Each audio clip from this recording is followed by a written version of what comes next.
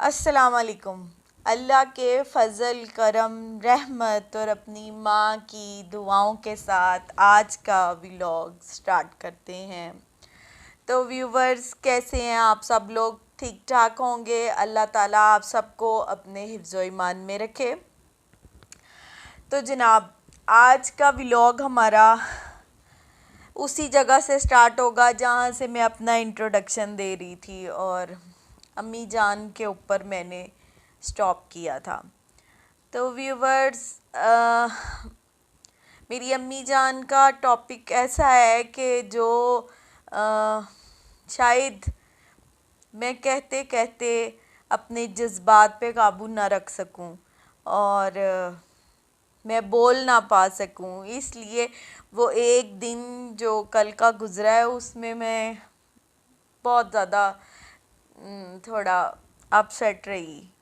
तो मेरे अंदर इतनी हिम्मत ही नहीं आ सकी कि मैं उनके बारे में आप लोगों के साथ शेयर कर सकूं।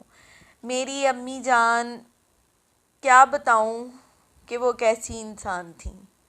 वो मल्टी टैलेंटेड कहा जाता है कि इंसानों में मल्टी टैलेंटेड, माशाल्लाह से वो इतनी को ज़हीन थी कि मेरे पास तो उनके अल्फाज ही नहीं है जिस तरह की उन्होंने अपनी लाइफ गुजारी। तो व्यूवर्स, मैं थोड़ा सा उनका आपको स्टार्टिंग का इंट्रोडक्शन दूंगी, उसके बाद इन शॉर्ट में आपसे बात करती चली जाऊंगी। उम्मीद करूंगी कि आपको ज़रूर समझ सकेंगे कि वो कैसी माँ थी। व्यूवर्स, वो माशाल्लाह से एक रिच फैमिली से बिलोंग करती थी। तो अपनी अर्ली लाइफ उन्होंने बहुत ही शानदार गुजारी।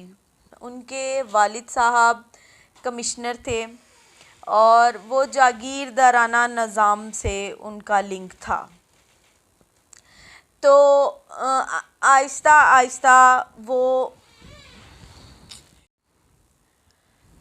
व्यूवर्स, तो आहिस्ता आहिस्ता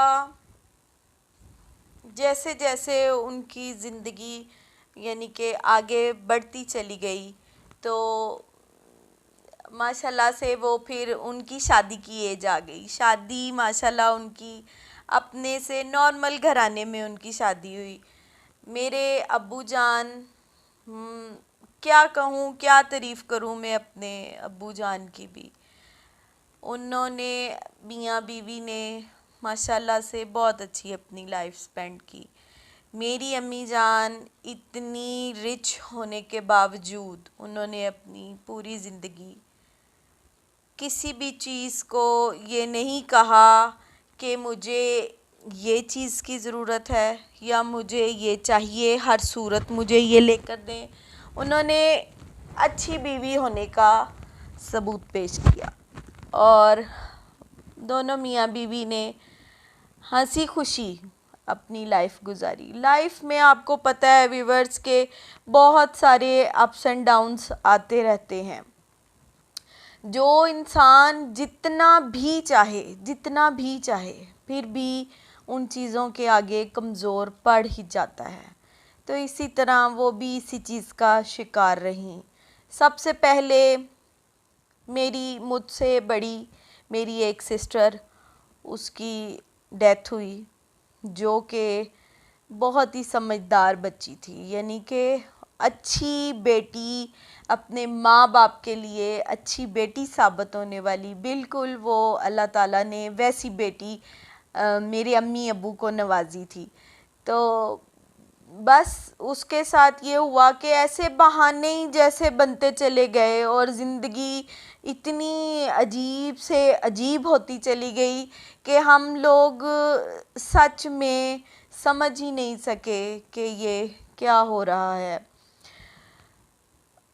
मेरे से बड़ी आपी, उसे बुखार हुआ, जो आम फीवर होता है वो हुआ।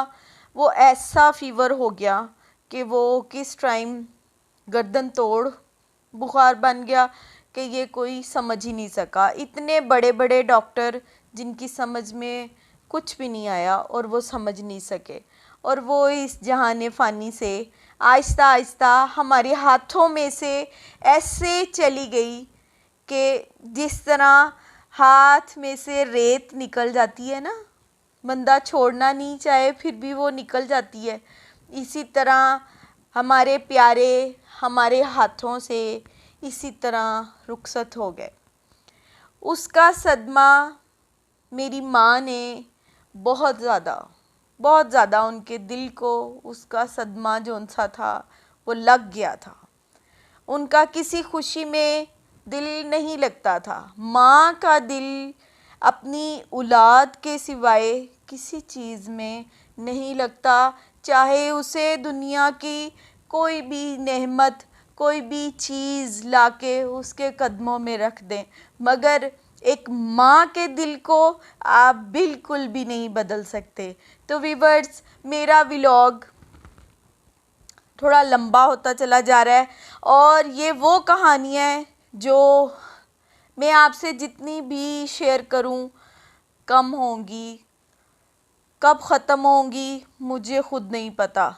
तो व्यूअर्स, अब इसका बकिया पार्ट मैं आपसे कल शेयर करूंगी, क्योंकि इतने के बाद मेरा अपना दिल जौन सा है वो कमज़ोर हो जाता है, मुझसे बात करनी थोड़ा मुश्किल हो जाती है। तो व्यूअर्स, आप प्लीज़ इसको जस्टिफाई कीजिएगा और मेरा व्लॉग अच्छा लगे तो लाइक शेयर सब्सक्राइब ये 3 चीज़ें प्लीज़ कीजिएगा। और ये फैमिली व्लॉग है व्यूअर्स, तो इसको प्लीज़ इसको एप्रिशिएट करें, इसे आगे लेकर चलें और अपना भी ख्याल रखने, अपने इर्द गिर्द वालों का भी ख्याल रखें। ओके व्यूअर्स, अब इजाज़त दें हमें। अल्लाह हाफिज़।